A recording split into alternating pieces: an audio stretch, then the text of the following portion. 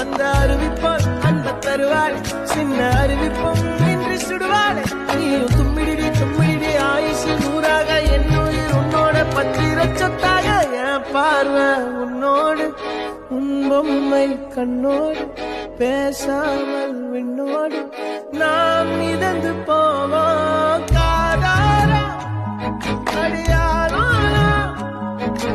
நான் தாங்க மாறோடு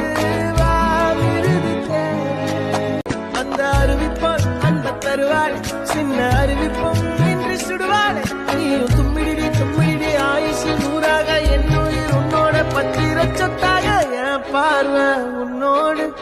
உன் பொம்மை கண்ணோடு பேசாமல் விண்ணோடு